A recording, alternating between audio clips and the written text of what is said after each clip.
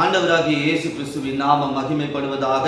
இந்த நாளிலும் கூட நாம் கர்த்தருடைய வார்த்தையாய் தியானிக்க போகிறதான தலைப்பு, என் புயம் அவனோடு இருக்கும் என்று ஆண்டவராகிய இயேசுவானவர் சொல்லுகிறார். ஆண்டவராகிய இயேசுவானவர் இந்த நாளில் உங்களை பார்த்து சொல்லுகிற ஒரு வார்த்தை, என் புயம் உங்களோடு இருக்கும். என் புயம் உங்களோடு இருந்து என்ன செய்ய போகிறது? அந்த புயத்தின் வல்லமையை நீங்கள் காணப்போகிறீர்கள். இதை விசுவாசத்தோடு இந்த தேவ வார்த்தையை கேளுங்கள். நிச்சயமாகவே அவர் புயத்தின் வல்லமையை இந்த நாளில் உணரப் போகிறீர்கள். இதற்காக நாம் எடுத்துக்கொள்ள போவதான வேத பகுதி சங்கீதம் 89 21, 22, 23 வசனங்களை தியானிக்க போகிறோம். என் கை அவனோடு உறுதியாக இருக்கும், என் புயம் அவனை பலப்படுத்தும், சத்ரு அவனை நெருங்குவதில்லை, நியாயக்கேட்டின் மகன் அவனை ஒடுக்குவதில்லை, அவன் சத்துருக்களை அவனுக்கு முன்பாக மடக்கடித்து அவனை பகைக்கிறவர்களை வெட்டுவேன்.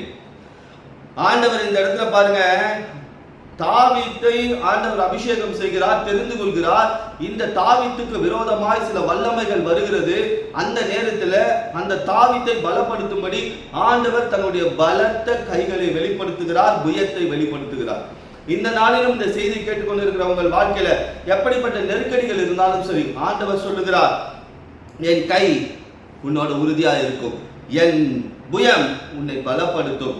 அதே போல் சத்துருக்கள் உன்னை நெருங்குவதில்லை, நெருங்கினாலும் அந்த சத்துருக்களை உங்களுக்கு முன்பாக அவர் மடக்கடித்து உங்களை பகைக்கிறவர்களை வெட்டுவேன் என்று ஆண்டவர் சொல்லுகிறார். பழி வாங்குதல் கர்த்தருக்குரியது. ஆண்டவர் அதை தான் சொல்லுகிறார், தாவீதை கொண்டு அல்ல, உனக்கு விரோதமாய் வருகிறவர்களுக்கு என்னுடைய புயத்தின் வல்லமையை வெளிப்படுத்துவேன். விசுவாசிங்கள். உங்களுக்கு விரோதமாய், உங்கள் குடும்பத்திற்கு விரோதமாய், உங்கள் எதிர்காலத்திற்கு விரோதமாய் வருகிற வல்லமைகள், சத்துருக்கள், பொல்லாத கிரியைகள், இதற்கு விரோதமாய் உங்களை பலப்படுத்தும்படி ஆண்டவராகிய இயேசுவானவர் தன்னுடைய புயத்தை உங்கள் மத்தியில் வெளிப்படுத்த போகிறார். இந்த புயம் ஆண்டவராகிய இயேசு கிறிஸ்துவுடைய வல்லமையை காண்பிக்கிறது. இந்த புயமானது ஆண்டவராகிய இயேசு கிறிஸ்துவின் வல்லமை. இன்றைக்கு உங்கள் வாழ்க்கையில ஒரு வல்லமை வெளிப்படும். அந்த வல்லமையின் பலத்தை உணரப் போகிறீர்கள். அந்த வல்லமையின் பலத்தினாலே உங்கள் சத்துருக்கள் உடைந்து ஓடுவதை நீங்கள் காணப்போகிறீர்கள். அப்ப இந்த புயத்திற்குள் நமக்கு என்ன இருக்கிறது? நான் சுருக்கமாய் சொல்ல போகிறேன், வசனங்கள் எல்லாவற்றையும் சுருக்கமாய் சொல்ல போகிறேன். இந்த புயத்திற்குள் ஆண்டவர் எப்படி தன்னுடைய மகிமையும் வல்லமையும் வெளிப்படுத்த போகிறார். ஏசாயா 52 அதிகாரம் 10 வசனத்துல அது பரிசுத்த புயம் என்று சொல்லப்பட்டிருக்கிறது. வாசித்து பார்த்தீங்கன்னா, எல்லா ஜாதிகளுக்கு முன்பாக கர்த்தர் தம்முடைய பரிசுத்த புயத்தை வெளிப்படுத்துவார், பூமியின் எல்லைகளின் உள்ளவர்கள் எல்லோரும் தமது தேவனுடைய ரட்சிப்பை காண்பார்கள். இந்த இடத்துல ஆண்டவர் சொல்றார், பரிசுத்த புயத்தை வெளிப்படுத்த போகிறேன். அதாவது இந்த பரிசுத்த புயம் நமக்கு ரட்சிப்பை தரப்போகிறது. அதாவது ஆண்டவராகிய இயேசுவின் புயம் நம்மை பாதுகாக்க போகிறது. எப்படிப்பட்ட வல்லமைகளில் இருந்தும் சரி, சத்துக்கள் நெருக்கடியில் இருந்தும் சரி, ஆண்டவர் சொல்லுகிறார், உங்கள் வாழ்க்கையை நான் உங்கள் குடும்பத்தை பாதுகாக்க போகிறேன். முதலாவது உங்கள் வாழ்க்கையில உங்களுடைய பரிசுத்த புயம் வெளிப்படும், அந்த வல்லமை வெளிப்படும், பாதுகாப்பை உணரப் போகிறீர்கள். உங்கள் குடும்பத்தில் ஒரு பாதுகாப்பு, உங்களுக்கு ஒரு பாதுகாப்பு, உங்கள் சரீரத்துக்கு ஒரு பாதுகாப்பு உண்டாவதை நீங்கள் உணரப் போகிறீர்கள். இரண்டாவது, அது உபாகமம் 9 அதிகாரம் 29 வசனம், மேலும் உபாகமம் 5 அதிகாரம் 15 வசனத்துல அது ஓங்கிய புயம் என்று சொல்லப்பட்டிருக்கிறது. அது ஓங்கிய புயமா? முதலாவது நம்மை பாதுகாக்கும் புயம், இரண்டாவது ஓங்கிய புயம். நீர் உமது மகா பலத்தினாலும் ஓங்கிய புயத்தினாலும் புறப்பட பண்ணினீர். ஆண்டவருடைய ஓங்கிய புயத்தின் வல்லமையை காண்பீர்கள். புறப்பட பண்ணினார். எகிப்தில 430 வருடம் அடிமையாக இருந்தார்கள். 30 வருடம் ஆசீர்வாதமாக இருந்தார்கள் அந்த ஜனங்கள். ஆனால் அந்த அடிமைத்தனத்திலிருந்து தன்னுடைய ஓங்கிய புயத்தினால் அவர்களை வெளியே கொண்டு வந்தார் அடிமைத்தனத்திலிருந்து. இந்த நாளிலும் நீங்கள் எந்த அடிமைத்தனத்தில் மாட்டிக்கொண்டிருக்கிறீர்கள்? எது உங்களை அடிமைப்படுத்தி வைத்திருக்கிறது? நீண்ட கால பிரச்சனைகள், அதே போல பிசாசின் அடிமைத்தனம், வியாதியின் அடிமைத்தனம், அதே போல சரீரத்தில் அடிமைத்தனம், நெருக்கடி, பொருளாதாரத்தின காரியங்கள், எல்லாவற்றிலும் ஆண்டவருடைய ஓங்கிய புயம் வெளிப்படும். உங்கள் அடிமைத்தனத்திலிருந்து ஆண்டவராகிய இயேசுவானவர் உங்களை வெளியே கொண்டு வருவார். சிறையிருப்பு மாறும். அவருடைய புயத்தினால் உங்கள் சிறையிருப்பு மாறும். அது மட்டுமல்ல, எரேமியா 32 அதிகாரம் 17 வசனத்துல, உங்களுடைய புயத்தினால் செய்யக்கூடாத அதிசயமான காரியம் ஒன்றுமில்லை. வாழ்க்கையில அதிசயத்தை எதிர்பார்த்து காத்திருக்கிறீர்களா? நிச்சயமாகவே அவர் புயம் வெளிப்படும். அதிசயத்தை உங்கள் வாழ்க்கையில காண்பீர்கள். ஆண்டவர் வாக்கு பண்ணியிருக்கிறார், என் புயம் அவனை பலப்படுத்தும் என்று. அவருடைய புயத்தினால் ஒரு பாதுகாப்பை காணப்போகிறீர்கள். அவருடைய புயத்தினால் அடிமையிலிருந்து வெளியே வரப் போகிறீர்கள். அவருடைய புயத்தினால் ஒரு அதிசயத்தை காணப்போகிறீர்கள். இதை விசுவாசியுங்கள். அதே போல எசேக்கியேல் 20 அதிகாரம் 33 வசனத்துல ஓங்கிய புயத்தினாலும் அவனை ஆளுவேன். அடுத்தபடியாய் ஆண்டவர் உங்கள் வாழ்க்கையில ஓங்கிய புயத்தை வெளிப்படுத்த போகிறார். ஓங்கிய புயம் ஆளுகை செய்ய போகிறார். அவர் ஆளுகை செய்கிற இடத்துல பிசாசின் ஆளுகை கிடையாது, வியாதியின் ஆளுகை கிடையாது, தரித்திரத்தின் ஆளுகை கிடையாது, பொல்லாத மனிதர்களின் ஆளுகை கிடையாது. அவருடைய ஆளுகையை காண்பீர்கள். இயேசுவே ராஜாவாய் இருந்து உங்கள் குடும்பத்தை ஆளப் போகிறார். உங்கள் குடும்பத்திற்குரிய எல்லா காரியங்களையும் அவர் அதிகாரத்திற்குள் எடுக்க போகிறார். எங்க பிசாசின் ஆளுகை துரத்தப்படுகிறதோ இந்த ஆண்டவராக இயேசுவின் ஆளுகை ஒரு பெரிய சமாதானத்தோடு காணப்படும். ஆண்டவராக இயேசுவானவர் எல்லா பிசாசின் வல்லமைகளையும் துரத்துவார். உங்கள் வாழ்க்கையில அவரே ஆளுகை செய்ய போகிறார். உங்கள் சத்துருக்களின் வல்லமை இனி உங்களை மேற்கொள்ள முடியாது. சொன்ன முதலாவதாக ஆண்டவர் சொன்னார், என் புயம் அவனை பலப்படுத்தும். எப்படி பலப்படுத்தும்? அவர் பாதுகாக்க போகிறார். அவருடைய புயத்தினால பாதுகாக்க போகிறார். இரண்டாவது, அவருடைய புயத்தினால் அடிமைத்தனத்திலிருந்து விடுதலை ஆக போகிறீர்கள். மூன்றாவது, அவருடைய புயத்தினால் மகிமையை அதிசயத்தையும் காணப்போகிறீர்கள். நான்காவது, அவருடைய புயத்தினால் உங்களை ஆளுகை செய்ய போகிறார். இனி பிசாசு ஆளுகை செய்ய முடியாது. அவர் ஆளுகை செய்கிற இடத்துல பிசாசால் ஆளுகை செய்ய முடியாது. நான்காவது காரியம், உபாகமம் 33ஆம் அதிகாரம் 27ஆம் வசனத்துல, அநாதி தேவனே உனக்கு அடைக்கலம், அவருடைய நித்திய பயங்கள் உனக்கு ஆதாரம், அவர் உனக்கு முன்னின்று சத்துருக்களை துரத்தி அவர்களை அழித்து போடு என்று கட்டளையிடுவார்.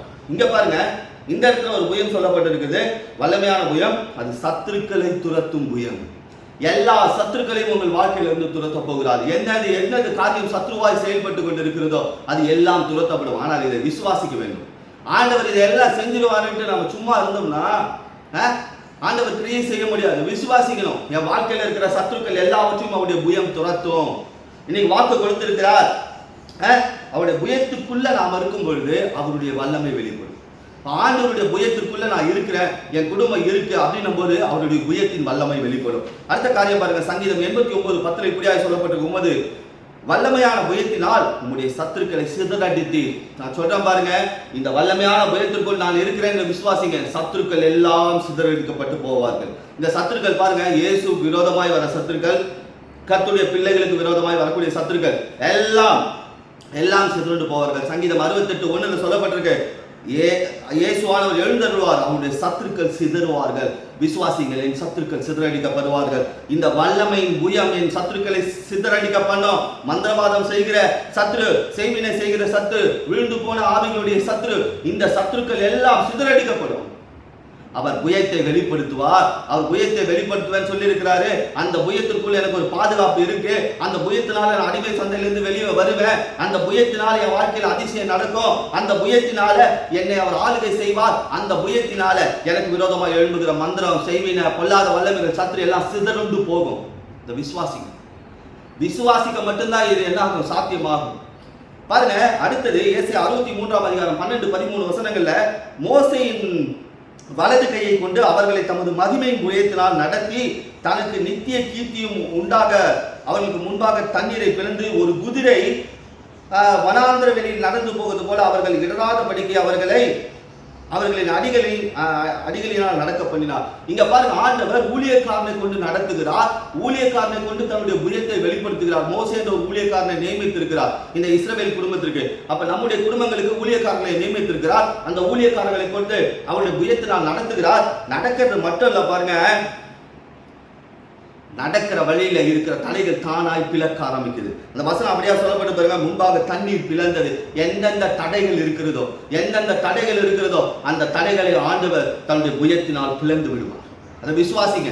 எனக்கு விரோதமாக இருக்கிற தடைகள், நான் முன்னேற முடியாதபடி இருக்கிற தடைகள், ஜபிக்க முடியாதபடி இருக்கிற தடைகள், விசுவாசிக்க முடியாதபடி இருக்கிற தடைகள், ஆராதிக்க முடியாதபடி இருக்கிற தடைகள், எல்லா தடைகளையும் ஆண்டவர் பிளக்க செய்வார். அது மட்டும் பாருங்க, இந்த குதிரை பள்ளத்துல நடக்கிற மாதிரி இல்லை. பள்ளத்துல நடக்கும்போது கொஞ்சம் ஆடும். ஆனா வனாந்திரத்திலே ஒரு குதிரை எப்படி அச்சு பிசங்காமல் நடக்குமோ அப்படி உங்களை நடத்த போகிறார். அவருடைய புயத்தினால் நடத்தப்படுவீர்கள். இந்த விசுவாசிங்க. இன்னைக்கு ஆண்டவர் உங்கள் மத்தியில பேசி இருக்கிறார். எதை குறித்து? என் புயம் உன்னை பலப்படுத்தும்.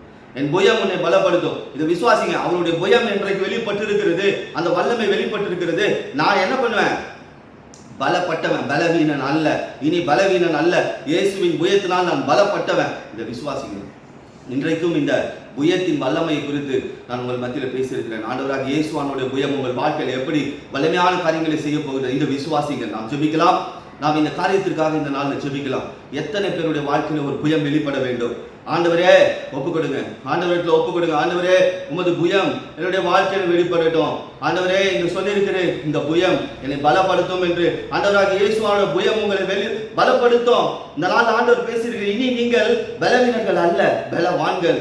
அவருடைய பரிசுத்த புயம் நம்ம இதுவரைக்கும் பாதுகாத்து நடத்துது, இனிமேலும் பாதுகாத்து நடத்தும். அவருடைய ஓங்கிய புயம் உங்களுடைய சிறையிருப்பை மாற்றும். அவருடைய புயத்தின் வல்லமையினால அதிசயங்களை பார்க்க போறீங்க.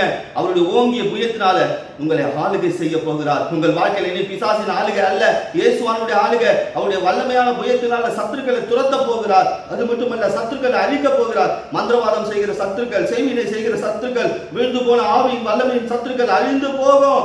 அதே போல அவருடைய புயத்தினால நடத்தப்படுவீர்கள். இனி இடரல் இல்ல, தடைகள் தானா விலகும். இதை விசுவாசிங்க. சங்கீதம் 89:21 சொல்லி இருக்கிறபடி அவருடைய புயம் என்னை பலப்படுத்தும். அவருடைய புயத்தின் ஆளுகை என் குடும்பத்து மேல இருக்கட்டும், என் வாழ்க்கை மேல இருக்கட்டும், என் பிள்ளைகள் மேல இருக்கட்டும், வியாபாரத்து மேல இருக்கட்டும், வேலை மேல இருக்கட்டும், எல்லா காரியத்திலும் கர்த்தருடைய புயம் நடத்தும். இதை விசுவாசிங்க. கர்த்தர் உங்களையும் உங்கள் குடும்பத்தையும் உயர்த்தி ஆசீர்வதிப்பார். ஆமென்.